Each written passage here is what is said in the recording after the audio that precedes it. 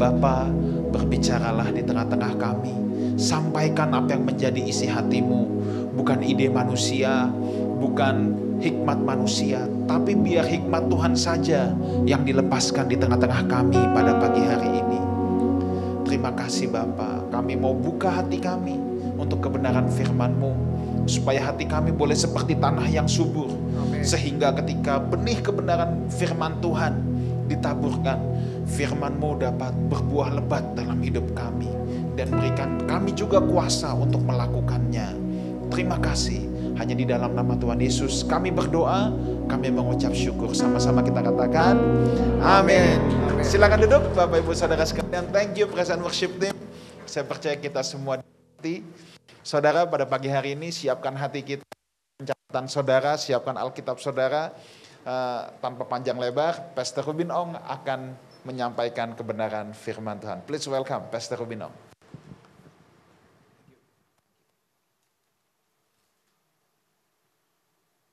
Shalom Bapak Ibu, apa kabar? Baik ya, luar biasa ya. Satu anugerah dan kehormatan kembali ada di Lifehouse Community. Ya, saya bersyukur pada Tuhan untuk kepercayaan yang tentunya Tuhan beri buat saya ya. Karena saya selalu doa satu hal saja untuk pelayanan, batalkan yang Tuhan tidak mau dengan segala cara. Bahkan tadi sebelum saya ke sini pun saya berkata, Tuhan kalau Engkau tidak berkenan, batalkan dengan segala cara. Jadi kalau sekarang ini saya bisa ada di sini, ini bukan kekuatan saya, ini semua karena memang Tuhan sungguh punya perkenanan yang luar biasa. Ya, thank you. Sahabat baik saya, ya adik rohani saya yang cukup lama saya kenal, Pastor Wikan Sukandi, dan tentunya semua pengerja atau para pelayan yang ada di sini. Nah, saya dikasih tema pada hari ini tentang the time of God atau waktu Tuhan. Saya sudah lihat catatan dari istri saya supaya nggak tabrakan, ya saya yakin nggak tabrakan lah ya, sebab Pastor Wikan mengajar dengan begitu bagus. Istri saya suka mencatat, kecuali suaminya khotbah dia tidak mau mencatat. Sebab dia sudah tahu suaminya punya isi kepala apa, tapi dia mencatat ya. Jadi dia kasih catatan ke saya minggu yang lalu, bayangkan. Ya saya lagi ada di kota Surabaya. Dia berkata, Pastor Wikan sharing soal ini. Dan saya sangat diberkati. Saya lihat ada 3 kata yang sudah diuraikan. Yaitu Aionios, kemudian Kronos, dan kemudian Kairos. The time of God. Nah Kairos itu sama dengan Olam. Olam itu artinya kekekalan. Itu waktunya Tuhan. Ya itu Bapak Ibu tidak usah bingung dengan bahasa-bahasa itu. Nah saya tadi ngobrol sama Lili sama Tata anak saya. Ya, sembari ke sini saya ngobrol, saya bukan orang yang suka mengukur hadirat Tuhan dari menangis-menangis. Tapi dari tadi pagi bayangkan hati saya ini betul-betul terpukul dengan banyak teguran Tuhan. Bahkan saya bilang sama mereka, saya ini babi yang tidak menghargai mutiara dari Tuhan. Karena ada banyak hal yang miss yang saya tidak kerjakan. Ya, saya berkata sama mereka, ya. Oh ya, banyak hal berharga yang Tuhan berikan tapi kita lewati itu. Sebab kita lebih sibuk dengan keinginan kita, dengan kehidupan kita. Oh ya, saya babi yang kehilangan banyak mutiara dalam kehidupan. Makanya ke depan saya tidak akan mau mengulang lagi hal-hal yang sama. Ya, saya lebih berpikir hal-hal yang coba Tuhan mau sodorkan untuk apa yang saya kerjakan. Nah, saya punya pertanyaan ada 2 saja Bapak Ibu semua. Yang pertama begini. Selama kita di bumi dengan waktu kita, kan begini, dalam hidup yang penting adalah kehidupan itu sendiri. Ya dong, buat apa kaya tapi kalau mati. Saya kalau bilang mati bukan soal mati fisik, tapi mati sukacita. Kan sekarang orang sukacita susah didapat. Ya sampai beberapa orang harus kumpul bersama, undang pelawak baru dia ketawa. Itu pun pelawaknya harus banyak berdoa. Sebab kalau dia tidak bikin ketawa, bisa ditembak sama yang ngundang. Apalagi yang ngundang punya pistol. Oh iyalah.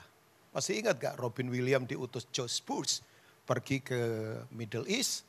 Waktu itu adalah perang teluk pertama untuk menghibur para tentara Amerika yang stresnya luar biasa menghadapi perang teluk. Sebab sewaktu-waktu ya tiba-tiba ranjau meledak. Ya, mereka biasanya di kota LA, Dallas, kemudian mana lagi Michigan yang enak-enak semua harus ada di padang gurun bayangkan. Coba. Ya mereka kemudian stres banget itu. Ya stressful itu. Ya tapi apa yang terjadi? Robin Williams diundang untuk stand up komedi di tengah ribuan tentara Amerika yang stres. Saya yakin itu Robin Williams stres juga. Sebab kalau dia tidak bikin lucu, wah bisa saja tiba-tiba ditembak oleh tentara, dar mati kan. Tapi yang luar biasa memang orang ini legend kan. Wih ribuan tentara Amerika tertawa terbahak-bahak untuk sekian puluh menit melupakan semua stres tekanan. Ya sewaktu-waktu mereka bisa mati kapan saja. Tapi kemudian saya sadar, oh ya. Nah saya kemudian berkata begini buat kita semua. Ada dua pertanyaan yang coba kita renungkan. Dalam kehidupan ini yang penting adalah kehidupan itu sendiri. Dan kehidupan itu datangnya disertai waktu. Ya, atas dasar ide pemikiran inilah perenungan saya ini saya akan coba sampaikan tentang waktu. Karena waktu itu memang punya nilai intristik. Intristik itu begini, waktu kalau kita pakai pasti berlalu. Pakai apa saja. Saudara mau pakai untuk bisnis, saudara pakai untuk olahraga, saudara pakai untuk hangout dengan teman-teman, saudara pakai nonton film, saudara mau pakai untuk makan, kuliner, pergi, liburan, ya apa saja. Tapi waktu itu dipakai pasti berlalu. Ya dong. Tapi waktu memang kalau disia-siakan pasti tragedi dalam kehidupan. Ya, saya duduk dengan satu orang, dia cerita begini. Dia punya omnya ada di rumah sakit jiwa. Sudah hampir 35 tahun tetap gila dan gak sembuh-sembuh. Ternyata rumah sakit jiwa tidak menyembuhkan orang. Oh ya, yang menyembuhkan orang cuma satu, kuasa Tuhan yang menjamah orang itu. Ya kan? Coba, teori berkata orang sakit jiwa itu udah parah katanya kayak gelas pecah. Jadi kalau disambung walaupun lemnya bagus, nanti tekanan suhu panas tertentu bisa retak lagi. Ya itu terserah teori psikologi. Tapi saya ketemu orang namanya Johan di Samarinda, bayangkan. Dia punya jemaat gak banyak, kira-kira 300 orang, tapi gila semua. Asli, dia ambilin di jalan-jalan. Itu seperti Adam yang belum jatuh ke dalam dosa, karena gak pakai pakaian. Oh iya, dia rawat bayangkan, tanpa jeruji besi, tanpa pukul-pukul. Makan bersama, tidur bersama dengan anak-anaknya. Tuhan lawat, separuh dari mereka sembuh total. Yang pick up saya di airport itu mantan dari situ. Ganteng banget asli. Makanya hati-hati yang terlalu ganteng. Enggak hati-hati saja. Ya makanya saya enggak terlalu ganteng. Ya kan? Bersyukurlah ya. Yang ganteng-ganteng hati-hati. Ya, sebab kalau terlalu ganteng nanti dipanggilnya cantik kayak Absalom. Enggak ada hubungan lah ya. Tapi saya dijemput dia. Dan kemudian ngobrol, dia berkata, saya mantan orang gila Pak Rubin. Saya mundur 3 langkah. Karena takut saya kemudian didorong, saya jatuh terjerembab kan gak enak. Pendeta Rubin Ong diurapi orang gila dan dia jatuh. Kan gak enak banget ya. Tapi bayangkan, nikah sama mantan di situ juga punya anak loh. Gak pakai obat. Ya saya tanya, bagaimana caranya? Penerimaan. Memang penerimaan itu menyembuhkan. Di mana ada penerimaan, ada pengertian. Di mana ada pengertian, ada kesembuhan. Makanya terima semua orang. Pasti ada pengertian. Disitulah kesembuhan akan terjadi. Loh, saya bisa sembuh karena Yesus mengerti saya. Mengapa dia mengerti saya? Dia terima saya apa adanya, bukan ada apanya. Ya, nah saya kembali kepada apa yang ingin saya katakan buat kita semua. Ya, bahwa begini ternyata. Teman saya ini berkata begini, om saya itu 30 tahun ada di rumah sakit jiwa. Dan tidak sembuh-sembuh. Tahu nggak kenapa dia gila? Sekian puluh tahun kejadiannya adalah om ini terikat dengan judi, mabuk, waduh parahnya luar biasa. Sampai satu kali, pendeta udah tegur, udah kasih tahu, tapi dia tetap nggak mau. Satu kali saya masih ingat rumahnya dak begitu, ada di atas, ya di bawahnya untuk jualan. Kebutuhan sehari-hari, minyak goreng lah, kemudian kerupuk lah, terigu lah, semua kebutuhan sehari, bakmi dan sebagainya. Nah satu kali anaknya itu lagi mainan di bawah pakai korek api. Nah istrinya lagi menjahit berkata, Pap turun sebentar itu anakmu bawa korek api 5 tahun. Dia ngomong gini, mau apa anak itu dengan korek api? Gak apa-apa, baru ngomong beberapa menit tiba-tiba korek api itu dikeluarkan. Yang pakai pines gitu ya bukan sipo. Dia mainkan, cheers. Wah dia kaget, terbakar, dia lempar masuk ke drum yang isinya minyak tanah. Wah meledak bung musim kering lagi. Bayangkan musim kemarau, nyambar api di mana-mana. Sampai kemudian anaknya terbakar. Kira-kira terbakar 70%. Nah biasanya betul ya. Orang kalau tidak mau berubah karena pewahyuan dari atas. Biasanya terpaksa dirubah karena revolusi dari bawah. I repeat again. Ini pelajaran pria sejati sebetulnya. Di mana saya dulu ngajari pria sejati dari awal sekian tahun yang lalu. Ya, bahwa kalau orang tidak mau berubah karena pewahyuan yang datangnya dari atas, lewat siapa saja, biasanya dipaksa berubah karena revolusi dari bawah. Bangkrut dulu baru bertobat, kena sakit parah dulu baru, ya enggak apa-apa, cuman ya sayang saja waktu ya. Jadi dia bawa lari anaknya, kemudian begini, anaknya sampai sekarang jadi gadis cacat. Udah begitu di kota kecil, operasi kurang bagus, dan sampai hari ini jadi gadis cacat. Ya, dan kemudian apa yang terjadi? Istrinya turun pelan-pelan. Tapi istrinya karena asap terlalu banyak. Terpelanting ke bawah, panik. Ya, kena pukul apa, dek pingsan. Kemudian begini, istrinya mati, terbakar hidup-hidup.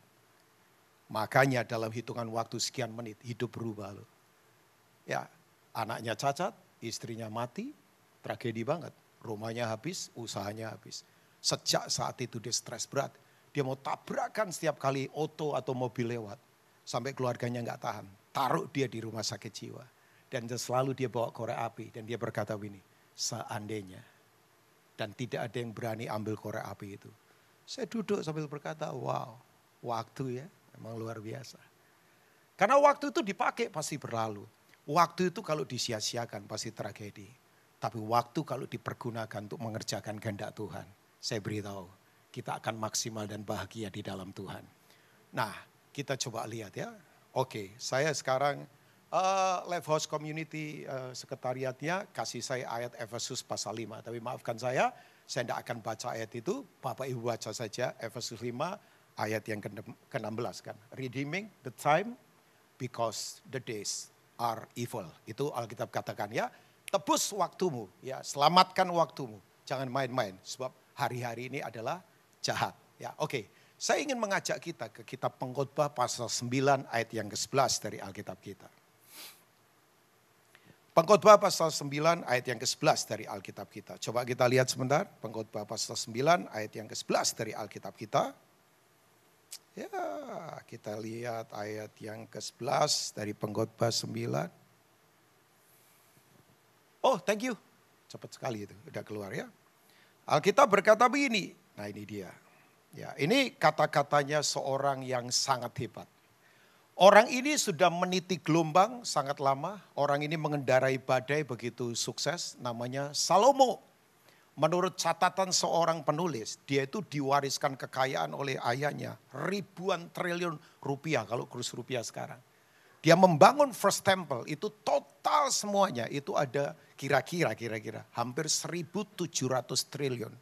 APBN Indonesia waktu Pak Jokowi memerintah pertama, itu kira-kira 1.300 triliun. Ini 1.700 triliun, bayangkan. Karena semuanya emas. Saya yakin Pastor Wigan jago lah mengajar soal ini ya. Apalagi ini kan kalau bicara soal PL ya, mungkin Bang Ruli kali lebih jago juga ya. Perjanjian lama, Abang pasti jago mengajar ini. Bayangkan ini luar biasa Bapak Ibu semua. Kemudian Bini mau ngomong apa? Very smart? Oh sangat. Sangat pintar. Sangat pintar. Sampai saudara sepupu kita bilang bahwa dia bisa bicara sama cecak, sama yang lain. Itu untuk memberitahu bahwa dia pintarnya luar biasa. Ya, ngomong istri, wih istrinya banyak. Istrinya itu total berapa? Total berapa dengan selirnya? 1.000. Yang lulus sekolah minggu pasti tahu lah ya.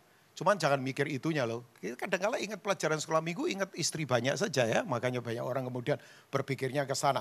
Ya 1.000 itu istri resmi 300, selirnya 700. Mau gaya apa saja, potongan rambut, warna kulit semua punya. Jadi dia itu kalau besok istri pertama, nanti besok lagi 3 tahun kemudian baru ketemu istri pertama. Coba bayangkan. Tapi dia berkata begini, semuanya nggak ada artinya kalau di bawah matahari. Berarti yang hebat itu di atas matahari. Itu yang disebut dengan aiuneos. Itu yang disebut dengan waktunya Tuhan, waktu kekekalan. Nah, nanti saya akan coba bahas dengan kesederhanaan saya tentunya ya.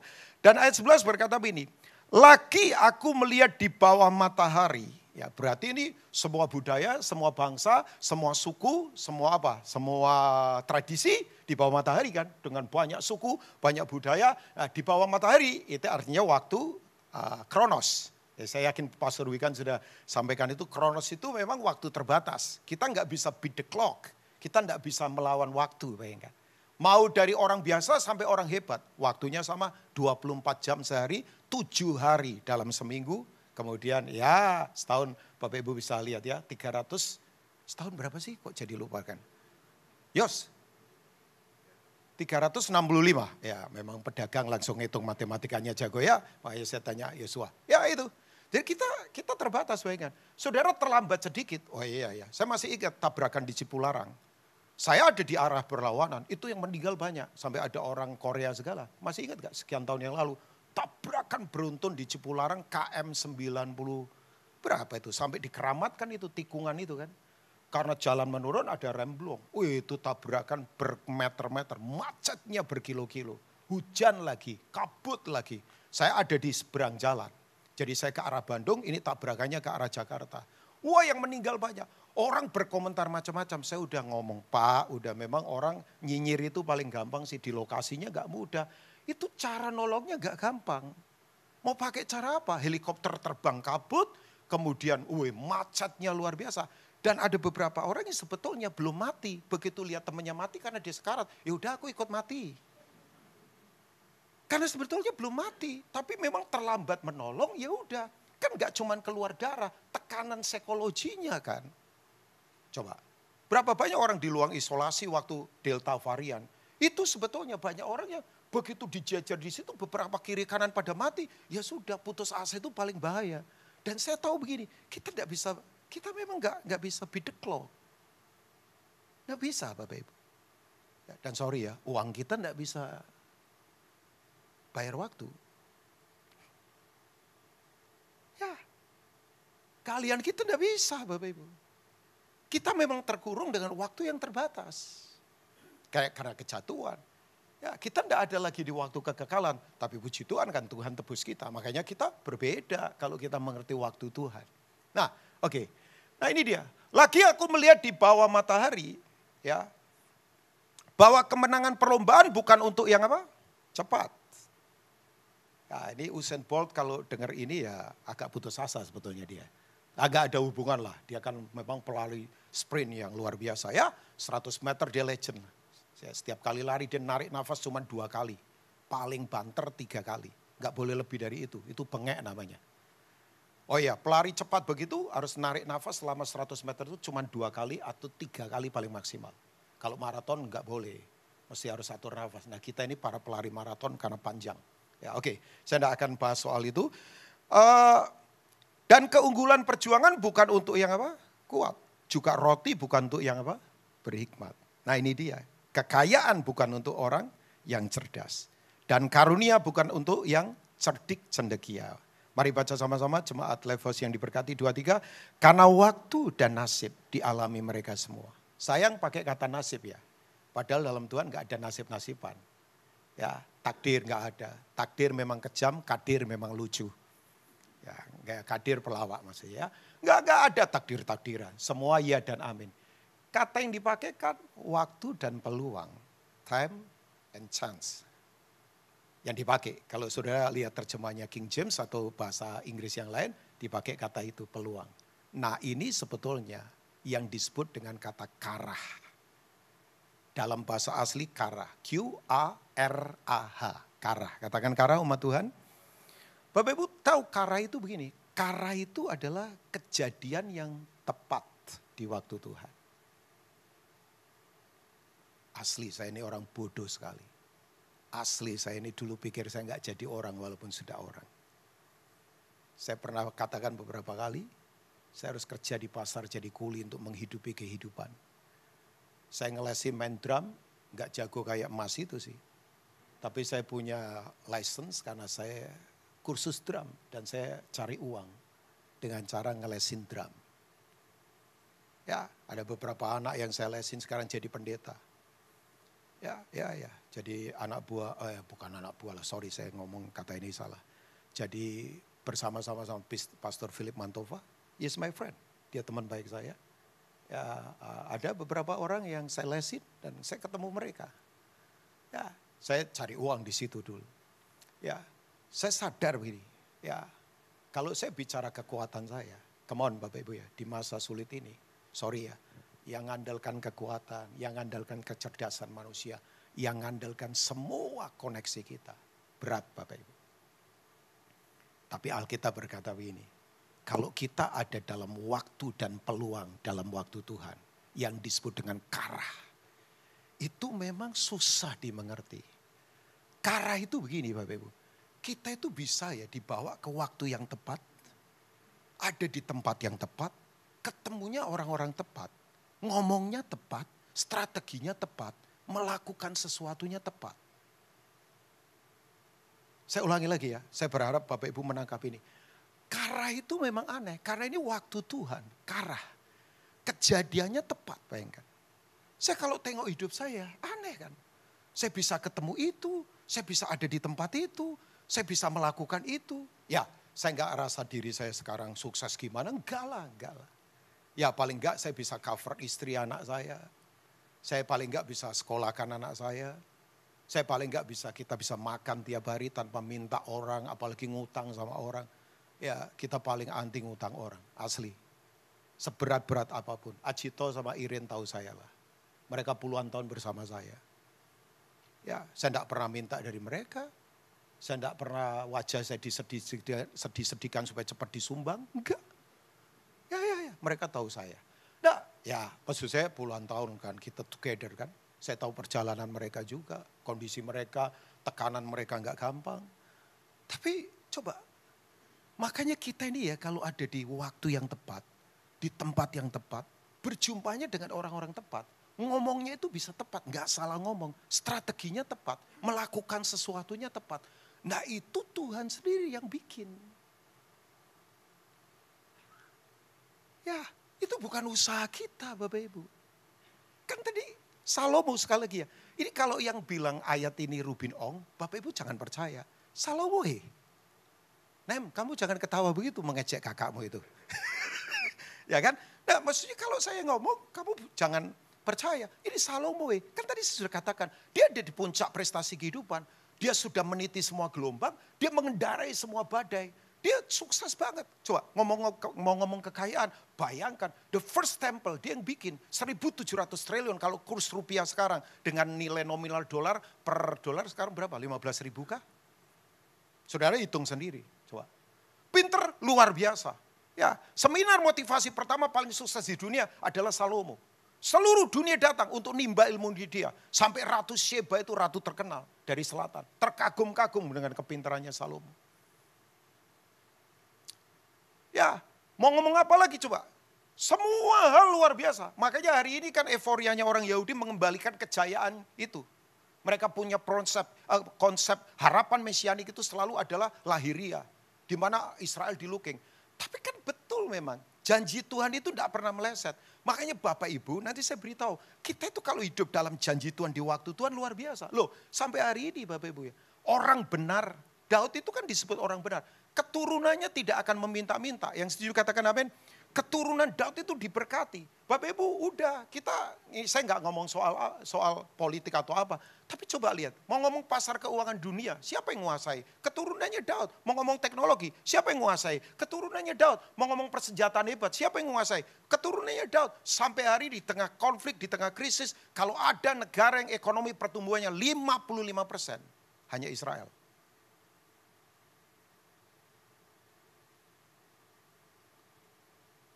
Kok tatapannya begitu sama saya? Oh iya. Enggak, maksudnya janji Tuhan itu tidak mungkin tidak ditepati. Pasti ditepati. Yang setuju katakan amin. Dan kita kan secara rohani keturunannya Daud. Ya. Saya kalau diam itu lagi mikir mau ngomong apa lagi sebetulnya. Karena tidak pintar ngomong sebetulnya saya ini. Ya coba. Tapi memang karah ini luar biasa. Mau pakai upaya kita capek Bapak Ibu.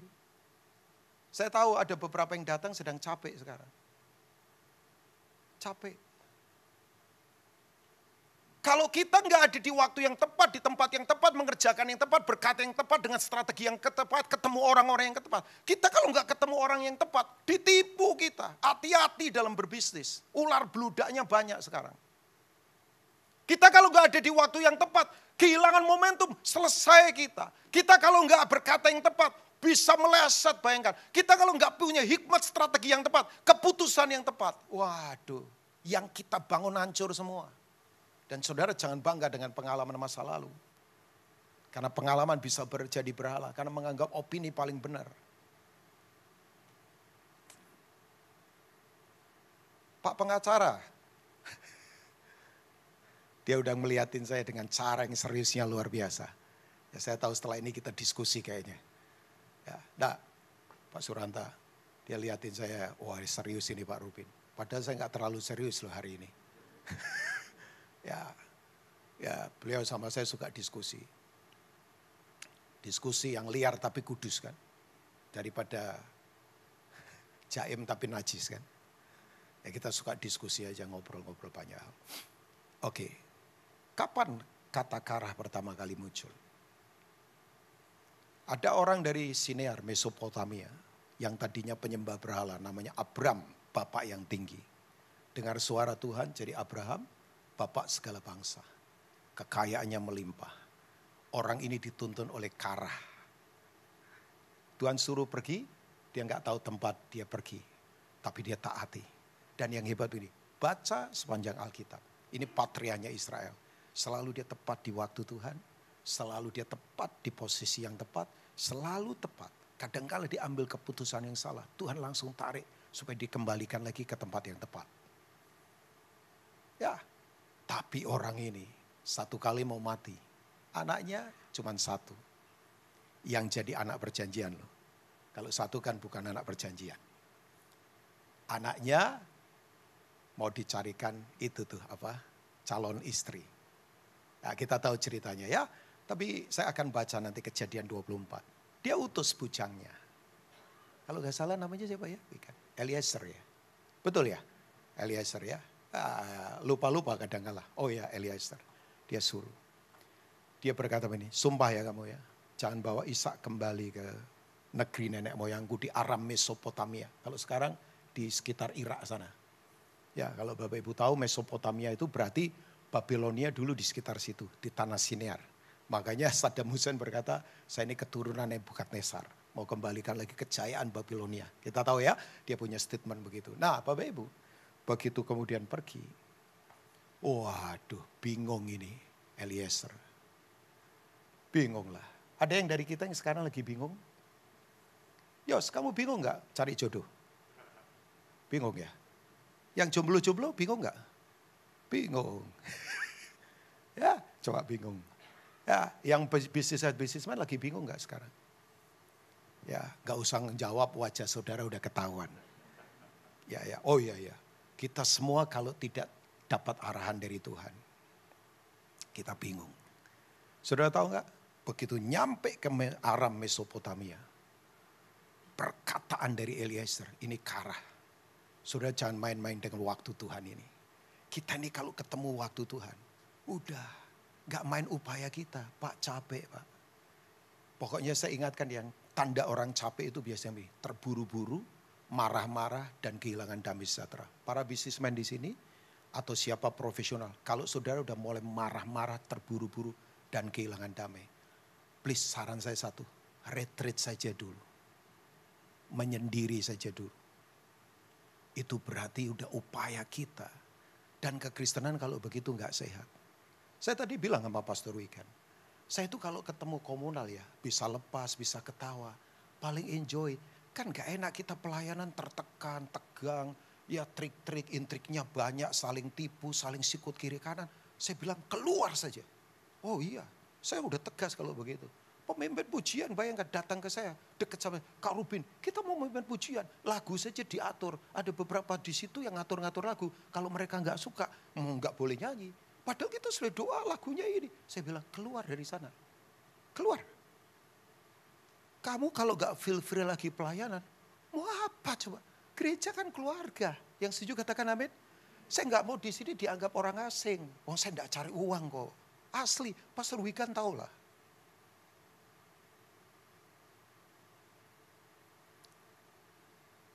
Oh iya, ya coba, ini kan keluarga Bapak Ibu. Kalau kita nggak ada lagi sukacita misalnya di komunal kita, lah terus gimana? Kan kita ini saling bermasmur, saling menguatkan, saling menasihati. Sorry ya, sekarang dengan era LED kan, bayangkan gereja-gereja LED keren-keren sekarang. Tapi dulu Bapak Ibu tahu, dulu orang nyanyi itu berhadapan-hadapan. Sebab ketawanya bisa membangkitkan semangat yang lagi susah. Sekarang kita kehilangan itu jujur saja. Ya kan? Sejak mesin ketik diketemukan Gutenberg abad ke-16. Dulu orang nyanyi itu bisa saling ketawa, saling kiri kanan, nyanyi tersenyum, membangkitkan semangat. Sekarang enggak Bapak Ibu. Orang kemudian nyanyi pakai mesin ketik kan, pakai teks. Nyanyi udah gak peduli yang lain, pokoknya nyanyi saja. Udah overhead proyektor, nyanyinya lihat tembok. Sekarang LED dengan background yang bagus-bagus. Orang kayak lihat bioskop, udah begitu lampu jemaat diredupkan hitam. Ya kan, yang kesorot cuma di mimbar. Maafkan saya, kita kayak lihat konser pertunjukan. Di antara kitanya sudah tidak ada lagi. Saling menguatkannya gak ada. Maafkan saya, apa kekristenan begitu?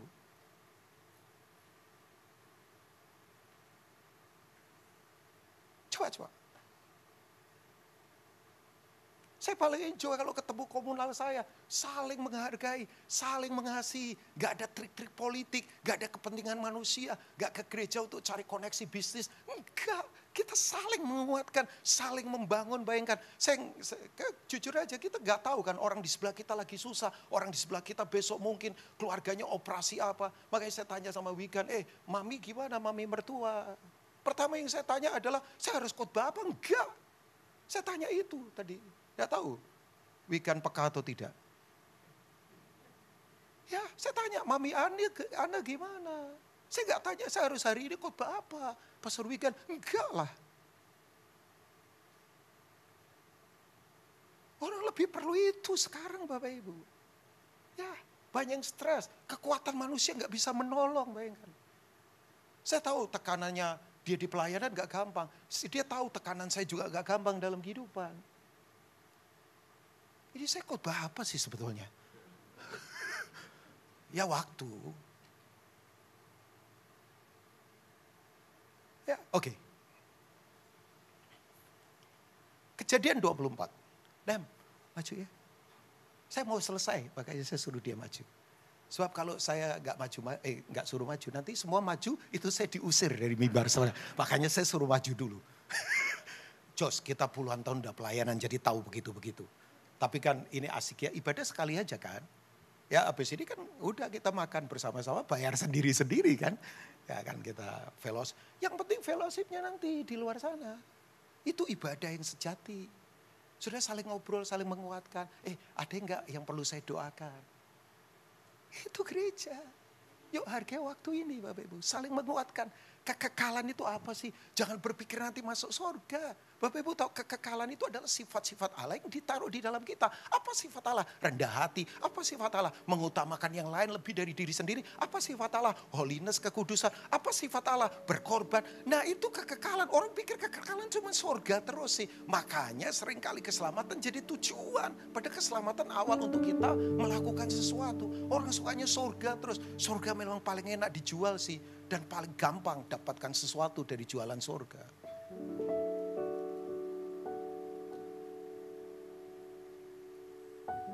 Fellowship dengan waktu yang ada. Saya tadi nangis di mobil ngomong sama Lili Tata. Kalau boleh Tuhan saya tidak mau mati dulu. Saya mau bertebus karena banyak mutiara yang saya buang, saya babi.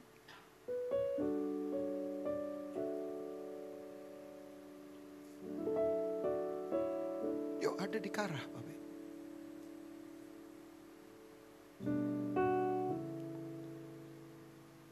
Di masa yang susah diprediksi. Apakah kekuatan kita, gelar kita bisa tolong kita? Kalau kita ada di waktu Tuhan. Ya, lain memang. Kejadian 24, ayat yang keberapa itu?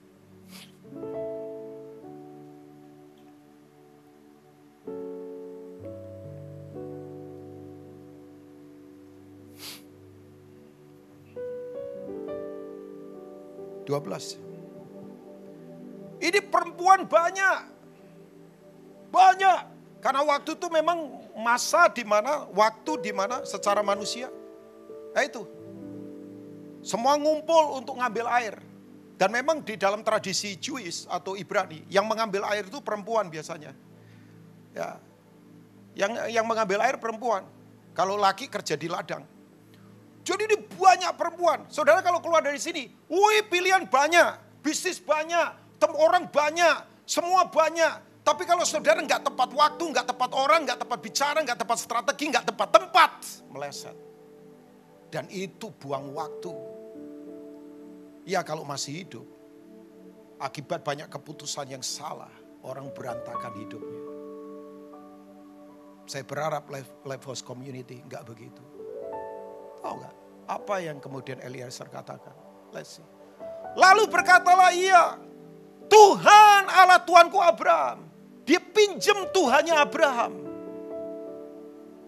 Dia pinjam Tuhannya Abraham. Karena dia tahu Tuhannya Abraham adalah Tuhan atas waktu. Tuhan atas kekekalan. Tuhan yang punya kairos. Tuhan yang punya olam. Tuhan yang punya aionios. Itu adalah waktu yang tidak terbatas. Yang tidak bisa dikalahkan oleh situasi, oleh kondisi, oleh keadaan. Krisis boleh terjadi. Tapi saya beritahu, enggak usah takut. Enggak usah takut. Sebab ini, orang benar hidup bukan dari tanah materi di mana dia tinggal. Orang benar hidup dari janji Tuhan yang menciptakan tanah di mana kita tinggal. Amin. Makanya pekerjaan berat kita adalah mempercayai Tuhan dalam janji dan waktunya. Yang dia pinjam adalah Tuhannya Abraham. Tuhan pencipta langit dan bumi. Tuhan yang tak terbatas. Tuhan waktunya yang begitu luar biasa. Tuhan yang tidak bisa dikalahkan oleh apapun. Buatlah kiranya tercapai tujuanku pada hari ini. Ini kronos. Ini waktu manusia, kronos. Tadi saya sudah katakan, kronos terbatas. Kronos itu masa lalu, kronos itu masa sekarang, kronos itu masa depan. Dan kita terkurung di situ, terlambat sedikit, kita miss. Makanya beberapa banyak orang yang mati karena terlambat ditolong. Oh ya, kena heart attack, terlambat ditolong, lewat. Kena apa, kecelakaan, terlambat ditolong, lewat. Dan semua terbatas, bayangkan. Makanya saya kalau mikir ini, apa yang kita mau banggakan? Koneksikah, gelarkah, kelarian kita, uang kita, nothing semua itu. Kalau kita tidak ada di waktu Tuhan, semua berantakan. Tunjukkanlah kasih setiamu kepada Tuanku Abraham. Ketemunya Ribka. Makanya tadi saya bilang yang jomblo-jomblo. Doanya seperti ini. Dan Bapak Ibu tahu gak? Ribka itu bukan cuma cantik. Tapi itu tadi. Cantik di dalamnya. Dia tuh nimba. Bukan hanya untuk utusannya Abraham. Seonta-ontanya ditimbang air. Itu onta itu sekali minum puluhan liter. Kalau dia bawa sekian puluh onta, ya ampun. Itu kan nge-gym mendadak Bapak Ibu. Itu karakter itu. Makanya nikahlah karena karakter. Bukan soal cantik. Inner beauty itu penting. Ini resep buat yang nikah-nikah. Yang sudah terlambat ya nikmatilah. Ya kan? Kan katanya ada engagement ring, kemudian ada wedding ring, ada pasang ring katanya. Ah itu kalau salah. Ya kan? Ibu Ella ketawa saya kan. Ya ingat siapa, ingat teman atau siapa atau yang ketawa ingat. Saya tiba-tiba ingat teman saya juga. Karena salah keputusan. Jadi itu. Stres terus jadi pasang ring sekarang. Ya kan? Kan ada 3 ring katanya ya. Cincin ya, engagement ring, kemudian wedding ring, kemudian ya salah bisa pasang ring. Karena tertekan depresi. Ya untung kita punya istri-istri baik-baik semua ya. Ya kan? Semua di sini. Kok nggak ada yang amin cowok-cowok kayaknya di sini ya? Semua istri kita baik-baik lah ya. Oke. Kalau pas masanya baik gitu aja kan. Ya baik-baik lah. Oke. Nah begini. Sekarang pertanyaan saya sudah selesai. Bapak Ibu mau hidup dalam waktu Tuhan? Yang setuju katakan amin. Bapak Ibu tahu bagaimana sih caranya untuk kita hidup dalam karah waktu Tuhan? Ya saya waktu lihat catatannya Pastor Wigan, ini sudah disebut sebetulnya. Tapi saya coba ingin sedikit dalam aja ya.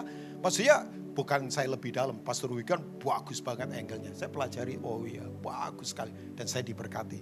Saya coba akan ulang sedikit Bapak Ibu ya. Karena itu ternyata yang pertama untuk kita ketemukan waktu Tuhan. Itu kita itu tidak boleh memang keraskan hati kita. Pada saat Tuhan bersuara lewat siapa saja. Ya, jangan keraskan hati kita. Dan itu keputusan kita. Ya, coba kita lihat Ibrani pasal yang keempat. Ibrani pasal yang keempat.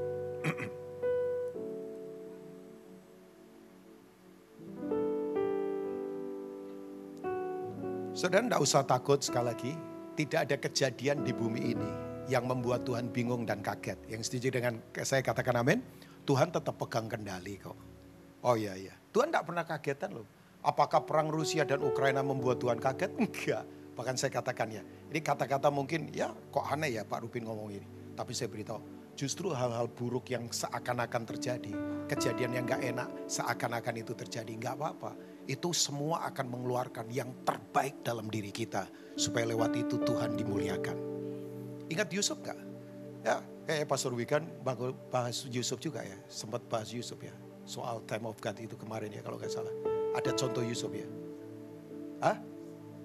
Sedikit ya soal Yusuf. Iya kan? Sempat dibahas. Yusuf itu waduh. Tahu Bapak Ibu datang ke Mesir. Itu sebagai budak cuman pakai cawat telanjang. Gak punya account bank. Gak ada identitas. Tapi waktu dia ada di waktu Tuhan. Ampun deh. Dan orang itu kalau di waktu Tuhan, kejadian buruk itu selalu mengeluarkan yang terbaik dari dirinya.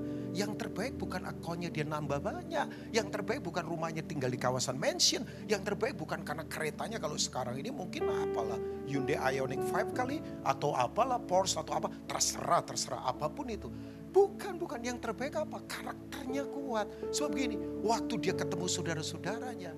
Bapak Ibu tahu gak, kejadian buruk biasanya membuat orang jadi pahit. Apalagi melukai orang di sekelilingnya kan. Coba, makanya saya tuh ya kalau gak ada masalah, saya selalu tanya, kok gak ada persoalan ya? Ini saya sedang diurapi atau tidak? Sebab orang itu kalau diurapi, itu selalu berjalan pada tempat di mana dia akan diserang dalam semua sisi. Tujuannya mengeluarkan semua yang terbaik. Makanya kalau hidup nyaman-nyaman saja, itu pembunuh iman paling luar biasa. Betul, pembunuh iman ada dua. Yang pertama kenyamanan, yang kedua adalah kekecewaan. Orang kalau kecewa imannya mati, orang kalau nyaman imannya mati. Saya tuh kalau gak ada persoalan, saya malah kaget, curiga. Tuhan ini kenapa kok gak ada persoalan? Karena semua membentuk mengeluarkan terbaik dalam diri saya. Ini sok-sokan ini pendeta. Enggak asli. Tahu enggak Yusuf Bapak Ibu? Begitu saudara-saudara ketakutan. Dia ngomong begini, jangan takut. Dia jadi penghibur. Semua yang terjadi itu bukan karena kalian. Tuhan punya maksud untuk menyelamatkan bangsa kita. Supaya rencananya tergenapi. Makanya dia berkata di pasal 50 Kejadian ayat yang ke-20 dan 21 dia berkata, kamu mereka-reka yang jahat. Gak apa-apa. Tapi Tuhan mengubah itu untuk kebaikan. Supaya ada tujuan nilai dia dimuliakan. Orang itu kalau ada di Kara Bapak Ibu. Semua kejadian buruk apapun secara waktu kronos, waktu manusia, krisiskah, perangkah, kejadian-kejadian pandemikah, kejadian apa saja, sebutkan saudara, apa saja, itu tidak akan membuat dia goncang. Tuhan tidak pernah panik. Yang saya tahu begini, saudara tidak usah takut dengan krisis. Takutlah kalau Tuhan goncang. Tidak usah takut kalau dunia ini goncang. Takutlah kalau Tuhan goncang. Tapi sepanjang saya jadi Kristen, saya beritahu, Tuhan tidak pernah tergoncangkan sampai kapanpun. Tidak usah takut kalau semuanya goncang. Yang kita takutkan kalau Tuhan sampai goncang. Tapi sepanjang saya tahu, sampai hari ini saya hidup. Dan saya hidup bukan karena manusia. Tuhan tidak pernah goncang. Awal-awal saya kembali dekat sama Pastor Wigan, saya berkata, saya akan ada bersamamu. Tuhan tidak akan pernah goncangkan siapapun. Ya, itu Kara. Upaya kita kah? Gelar kita kah? Semua teori manusia berantakan sekarang ini. Orang bingung dengan semua yang terjadi. Tapi saya beritahu, ada Tuhan yang berdaulat. Nah please bagian kita Bapak Ibu. Yuk, sebagai hamba Tuhan. Ini jadwal saya di tahun ini udah selesai. Tahun depan saya dijadwal lagi sih. Tapi memasuki 2023. Orang berkata gelap. Orang berkata semua kacau. Oke. Tapi jangan takut. Takutlah kalau Tuhan goncang. Yang saya tahu cuma satu. Tuhan tidak tergoncangkan. Please. Jangan keraskan hati. Yuk lembut. Dan itu keputusan kita. Jangan sepelekan anak muda bicara. Kalian yang di depan ini, Jos dan semua teman-teman. Kalian pemimpin masa kini, bukan pemimpin masa depan. Anak-anak muda, anaknya Pak Suranta, Pak Budi, Pak siapa lagi di sini? Pak Edi. Siapa lagi? Pak Age. Ya bapak-bapak lah, Pak Ajito. Kita pikir orang-orang muda bersuara, kita berkata, kalian tahu apa? Enggak. Saya mau dengar mereka bicara. Saya mau dapat masukan dari mereka. Asli, saya tidak buat-buat Bapak Ibu. Saya tahu ini keputusan saya untuk lembut hati. Sorry ya, jangan sampai gelar doktor kita, atau gelar master kita, atau kehebatan kita punya posisi menghalangi kita untuk dengar lagi suara Tuhan. Ibrani 4, saya selesai. Ayat 6 sampai ayat yang ke-7.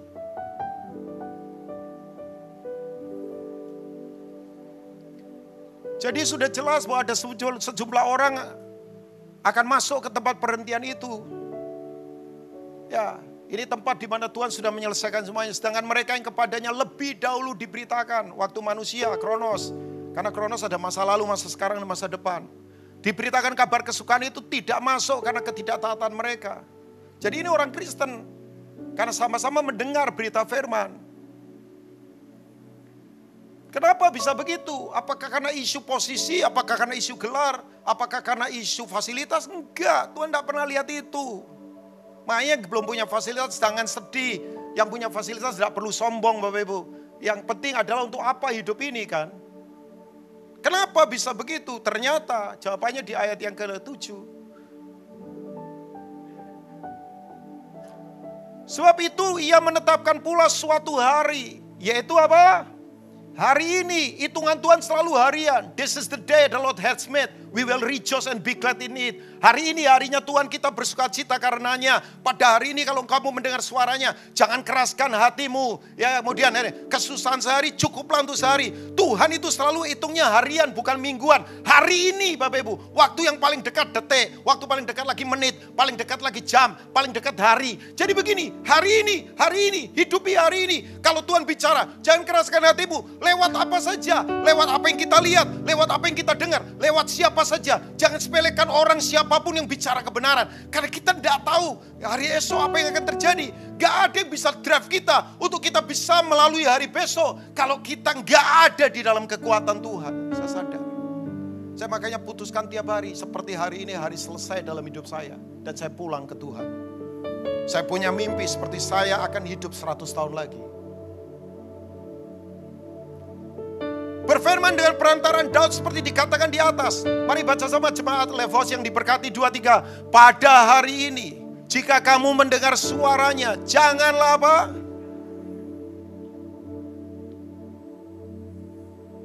Kita masih lembut gak Bapak? Kita masih lembut gak di dalam?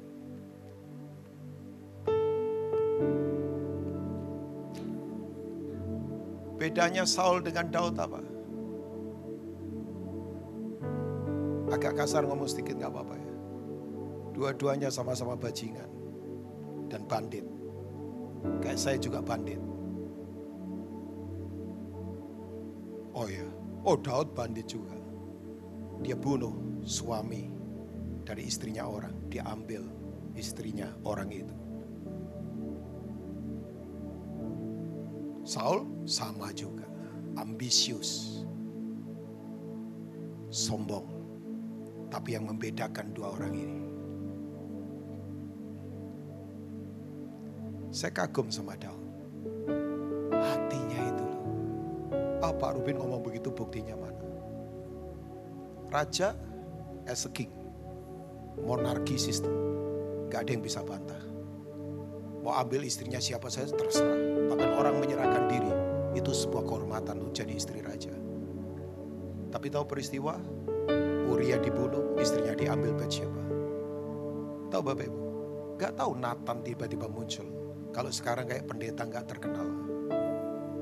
Gak terkenal. Masuk ke istana. Di wilayah kekuasaan paling sakral. Semua pejabat kerajaan ada di situ. Kasih perumpamaan seperti Yesus.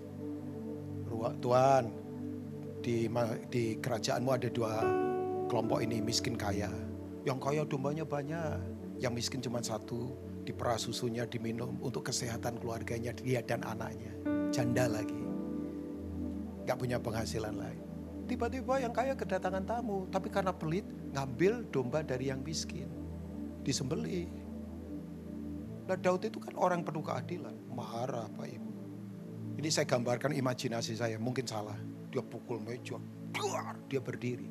Saya yakin itu tekanan darah. Atas 160.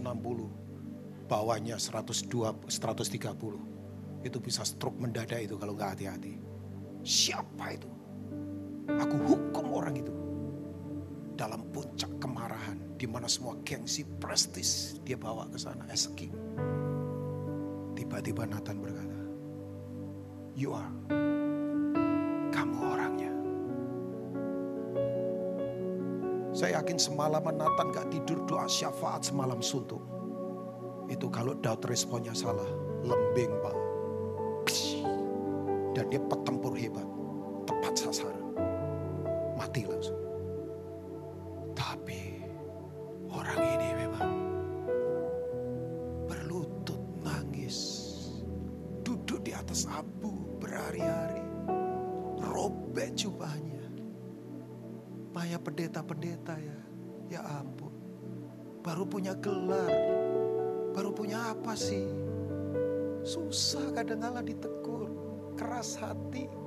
Rasa surga milik dia. Rasa gak mempan dengan apapun. Daud tersungkur. Wahai Tuhan berkata di Kisah Rasul 13. Aku mendapati Daud. Seorang yang berkenan di hatiku. Gak disebut pinter perangnya. Gak disebut jagoan strateginya. Gak disebut tentang posisinya hebat. Nothing. Jadi karena itu diketemukan orang-orang yang memang itu. Kalau dinasihati itu gampang. Gampang berbalik hatinya pada Tuhan. Nah, Tuhan cari orang-orang seperti itu. Dan yang kedua Bapak Ibu, saya tutup dengan ini. Bapak Ibu mau hidup dalam waktu Tuhan? Amin. Saya yakin dari wajah semua mau, saya mau banget. Ada di tempat tepat, waktu tepat, berkata tepat, strategi tepat, ketemu orang-orang tepat, memutuskan tepat, melakukan yang tepat. Udah paling top itu. Mau goncang kayak apapun, gak penting buat kita. Yang kedua adalah ini. Mata rohani harus selalu diurapi oleh Tuhan. Saya ingatkan Bapak Ibu ya, gereja ini juga, Pastor Wigan maafkan saya sebagai kakak saya beritahu. Tetap gereja ini harus walking in the spirit. Berjalan dalam roh Tuhan. Saya bersyukur loh. Tadi WL masih ajak kita menyembah.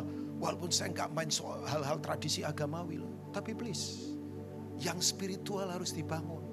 Kita ini spiritually tapi natural. Kita itu natural, tapi kita naturally tapi spiritual.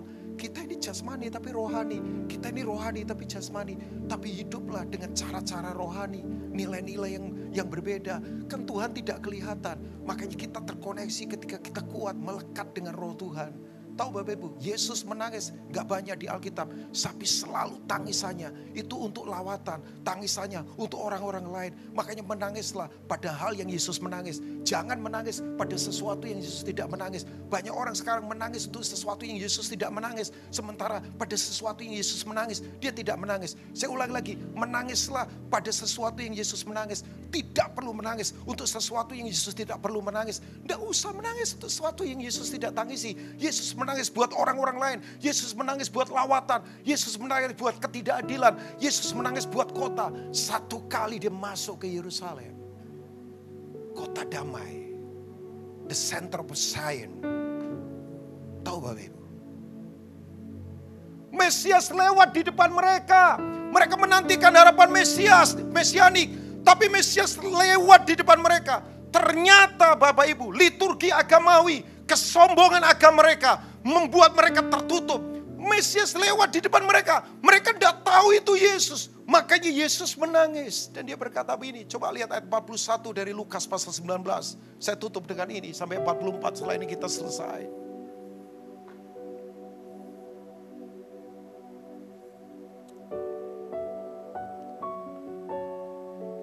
Dan ketika Yesus telah dekat dan melihat kota itu, ia menangisinya. Apa yang dia tangisi? Alkitab berkata begini, katanya, wahai betapa baiknya jika pada apa? Jika pada apa? Ini kairos, ini lawatan, hari ini waktunya Tuhan. Juga engkau mengerti. Mengerti itu adalah apa? Kecerdasan rohani. Spiritualnya cerdas. Ini bukan mengerti knowledge. Ada banyak orang tahu tentang Yesus. Makanya saya beritahu ya, sorry ya. Banyak orang belajar teologi ya, menganggap bahwa Alkitab itu adalah berisi firman Tuhan. Saya beritahu, Alkitab itu firman Tuhan. Bukan Alkitab berisi firman Tuhan. Alkitab itu firman Tuhan. Karena mengerti itu perlu terobosan. Ini yang disebut dengan siniemi. Itu artinya apa yang di kekekalan menerobosi kita. Itu yang disebut dengan kairos. Saya yakin Pastor Wigan minggu lalu mengajar. Aionios yang kekal itu menerobosi kita di kronos. Sehingga kronos yang terbatas bisa terhubung dengan sorga. Sorga terkoneksi dengan bumi. Bumi terkoneksi dengan sorga. Makanya dengar para pria. Pria yang selalu terkoneksi dengan sorga. Saya beritahu, tanah di mana dia berdiri, tanah itu diberkati Tuhan. Tempat dia berjalan, tempat itu diberkati Tuhan. Apa yang dia lakukan di bumi, tempat itu di bumi seperti di sorga. Apa yang perlu itu damai sejahteramu, tetapi sekarang hal itu tersembunyi bagi matamu. Orang pikir damai sejahtera kalau duit banyak. Toh banyak orang punya duit mati juga bunuh diri. Orang pikir duit damai sejahtera kalau tenar. Oh coba sejarah membuktikan. Marilyn Monroe overdosis. Saya tidak hakimi dia. Saya nonton film biografinya dia. Saya sedih. Robin Williams, untuk bukan Robin Ong.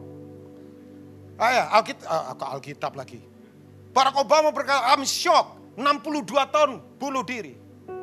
Dia tidak tahan dengan kehidupan. Tenar? Kurang apa? Kalau dia sekarang main Instagram, saya yakin akun Instagram dia followernya pasti jutaan orang. Tapi damai sejahtera enggak begitu. Ada yang kehilangan damai sekarang. Apa-apa marah, apa-apa nyinyir, apa-apa sedih, apa-apa takut, apa-apa khawatir. Please, ayo saya tantang hari ini. Datang kembali ke waktu Tuhan. Sebab akan datang harinya bahwa musuhmu akan mengelilingi engkau dengan kubu, lalu mengepung engkau dan mengimpit engkau dari segala jurusan. Terpenjara, diperbudak. Dan mereka akan membinasakan kau beserta dengan pendudukmu. Dan pada tembokmu mereka tidak akan membiarkan apa? Satu batu pun tinggal terletak di atas batu yang lain. Enggak ada perlindungan lagi. Sebab kenapa? Baca sama-sama, 2, 3. Engkau tidak mengetahui apa? Saat bila mana Allah melawat engkau. Kata saat adalah waktu Tuhan. Dia mau melawat kita. Saya tidak ukur lawatan dari manifestasi. Lawatan itu begini, Tuhan terobosi kita. Saya selesai. Sebab Bapak Ibu dari wajah sudah meminta. Selesailah pendeta. Sebab kerajaan Allah sudah dekat. Saya harus selesai. Tapi please ke depan. Gak gampang memang. Tapi gak usah takut. Waktu Tuhan selalu bersama dengan kita. God bless you all. Tuhan memberkati.